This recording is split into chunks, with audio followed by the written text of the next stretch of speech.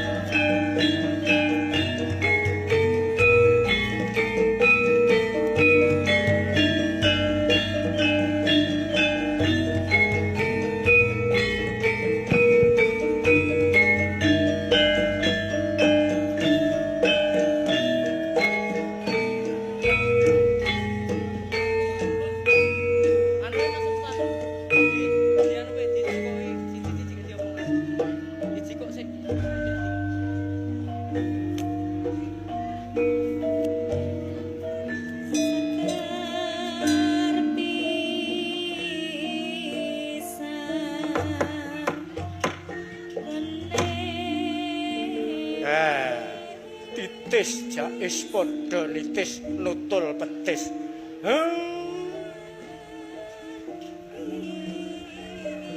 Tak aturake nedha nrimo parang para warga sing mentas wae padha makarya amung tani ngunduh anggone nenandur ana ing petegalan lan pesabinan.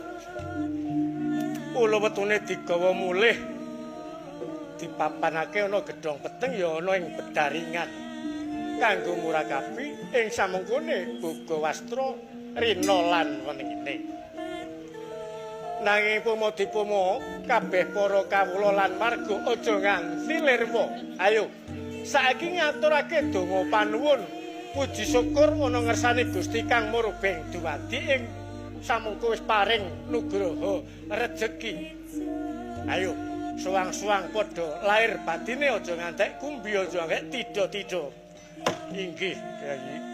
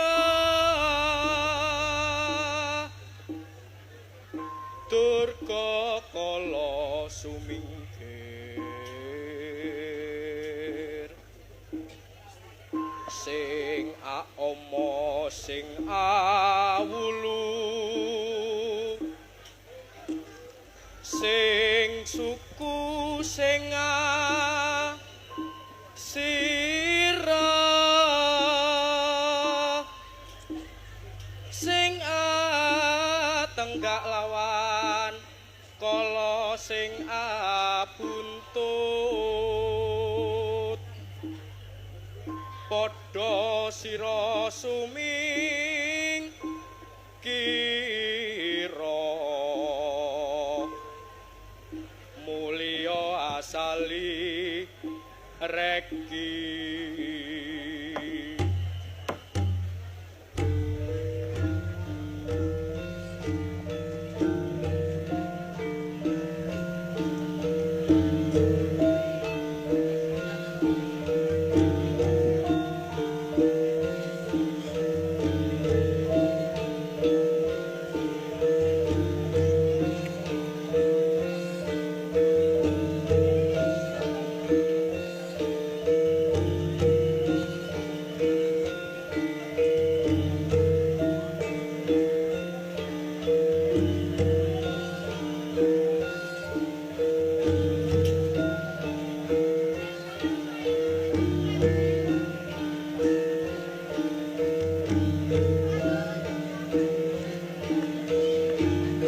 ngucap kacarita Sang Sadana Sawadimah Dewi Sri sampun tumurun Madyapada santo manjing wonten ing bumi Pertiwi. Langiriku kandadak wonten berbiksa yori Sang Bathara Kala ingkang damel risak damel boten tentreming kawontenan ing laladan mriku. Estingerah Sang Sadana Sigra angresiki menapa ing dados kewajibanipun pinangka samangke badhe dipun panggeni sak lami-laminipun. Pramila dados bondo yudha rok benda Walapati.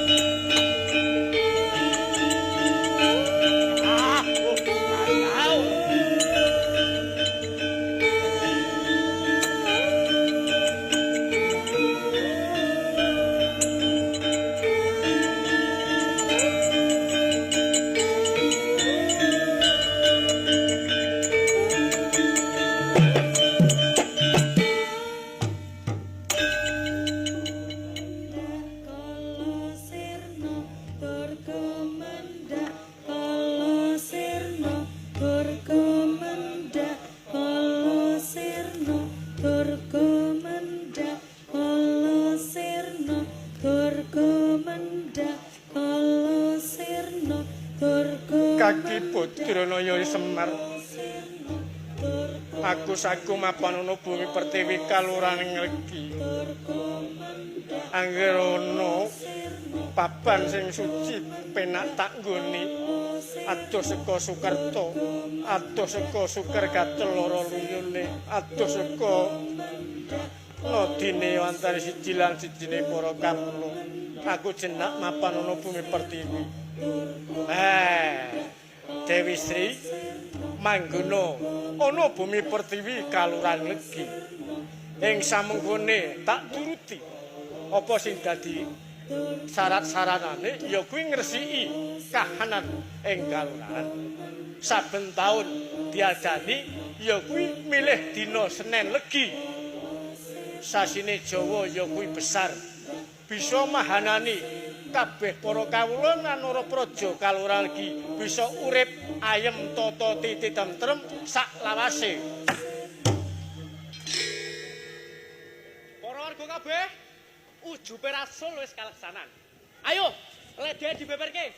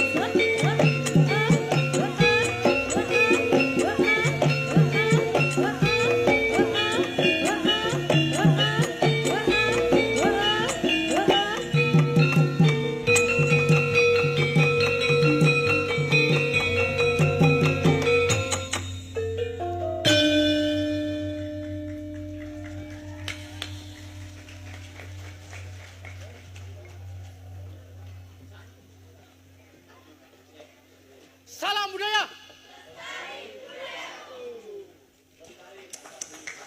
Kula nyuwun keplokipun penampilan saking Kalurahan Rintisan Budaya Nglegi.